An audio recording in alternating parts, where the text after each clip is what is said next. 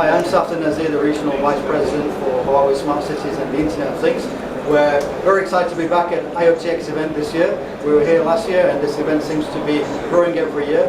We participated in a keynote panel this morning with some very distinguished speakers, and we were discussing how we transform from being a smart city to an adapted city and the impact of IoT can have on that. We've just finished also a keynote session on grasping the value of the Internet of Things and how do we translate that into reality. From some of the things that we're showing on the booth today are existing things that we can do right now all the way through to future-looking technologies around narrowband IoT. In fact, we had some of the VIPs coming to the booth this morning, we toured them around, and they're quite impressed to see the range of solutions possible from Huawei Technologies, from our enterprise business unit as well as from our carrier side, going all the way from things like the connected street poles and smart street solutions to smarter buses, which is an important factor for the Middle East region certainly, and school buses and public transportation, all the way through to using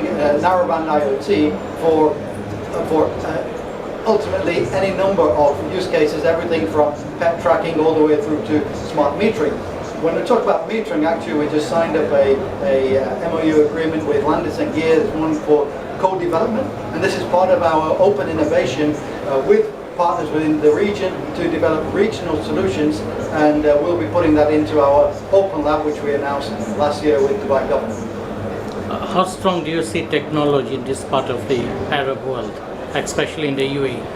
Well, of course, I think it's quite obvious that the UAE is leading in many ways and is seen as a leading example for other countries. So we see a lot of participation from around the region coming to see what's happening in Dubai and being able to take from Dubai and applying their own regions and their own countries based on their needs.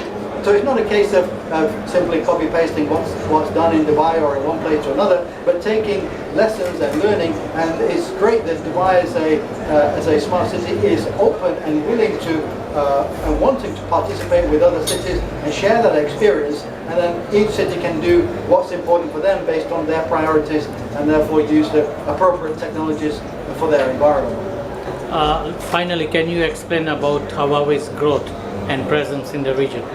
So, alhamdulillah, Huawei's had phenomenal growth over the last 15 years. At the end of last year, we celebrated our 15 years with the Middle East region, and year on year, our growth is between 10 and 20%, and that's a huge growth. But we still keep a very humble approach to our business and our customers, because ultimately that's where our value comes from.